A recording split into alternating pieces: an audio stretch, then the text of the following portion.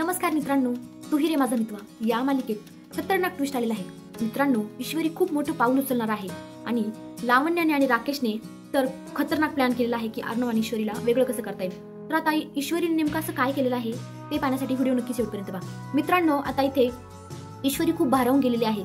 तिला सतत माझी ईश्वरी असेच भास होत आहेत आणि ती आता चक्क अर्णव सरांच्या प्रेमात पडायला लागलेली आहे. तिला जिकडे बघन तिकडे नुसते अर्णव सर. बापरे, म्हणजे यार खरंच ती फिलिंगच खूप वेगळी असते. कुणीतरी आपल्यासाठी स्टँड घेतलाय, आपल्या बाजूने बोललंय, आपली स्तुती केली, आपण त्याच्या जगण्याचं कारण आहे असं असल्यावर कुणी पण हुरफळून जाणारच ना. तर तसंही ही हुरळून गेलेली आहे आणि अशी आनंदाने नाचत आहे, डोलत आहे, बागडत आहे. तिच्या चेहऱ्यावरचं ते निरागस हास्य, निखळ हास्य पाहून इतकं मनाला सुंदर वाटतंय ना की कारण आता सगळ्या एवढ्या संकटातून ती बिचारी पहिल्यांदा एवढी खुश दिसत आहे.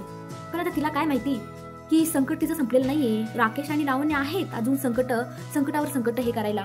पण आता तिला अर्णवची भास होत आहेत आणि तिला सगळ्यात मोठी गोष्ट म्हणजे तिला अर्णवला सॉरी आणि थँक्यू दोन्ही बोलायचं आहे. कारण ती अर्णववर चिडलेली असते आणि वरून तिने अर्णवने तिचा स्टँड घेतला म्हणून तिला थँक्यू बोलायचं आहे. पण तिला सुचत नाही की मी नेमकं सॉरी आणि थँक्यू कसं बोलू.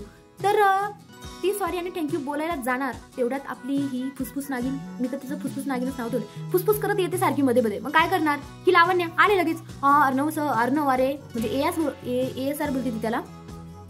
तर ती बोलते की आपलं विंटर कलेक्शन आले, त्याचं अप्रूव्ह करायचंय असं तसं वगैरे, तू ऑफिसमध्ये येत नाहीये, सगळे कामं पेंडिंगला पडली आहेत, सगळं काही सांगते आणि तुला आज काही झालं तरी ऑफिसला यावंच लागेल असं त्याला कन्व्हिन्स करत असते. पण अर्णव बिचारा भलत्याच टेन्शनमध्ये आहे. कारण त्याला माहित आहे मी जर ऑफिसला गेलो तर राकेश घरी आणि माझी मिस इंदोर मी राकेशच्या हातात अशी सोडून नाही जाऊ शकत. कारण राकेशला तर तेच पाहिजे, कधी त्याची जिलेबी त्याच्या हातात येईल.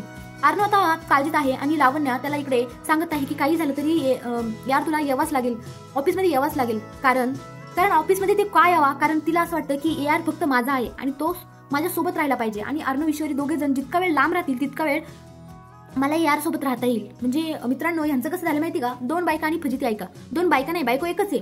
पण ती लावण्या बायको असण्याचा हक्क गाजवते. कारण तिला असं वाटतं की एआरने जरी माझ्यासोबत लग्न नसलं केलं तरी मी त्याची बायको आहे, मी त्याच्या हक्काची बायको आहे असं झालंय. त्यामुळे ती ना त्याला खूप टॉर्चर करत आहे, त्याला बाजूला करायचा प्रयत्न करत आहे. मित्रांनो, पण आता अर्णवला काही करून झालं तरी त्याला ऑफिसला जावंच लागणार आहे आणि इकडे ईश्वरीची धडपड चालली की त्याला सॉरी बोलायचंय, त्याला थँक्यू बोलायचंय. आता ती बिचारी अर्णव ऑफिसला गेलेला आहे पण तिने इतका सुंदर डबा बनवलेला असतो, डब्यामध्ये एक चिठ्ठी लिहिलेली असते सॉरीची, थँक्यूची. पण अर्णव ना तसाच जातो, डबा घेतच नाही.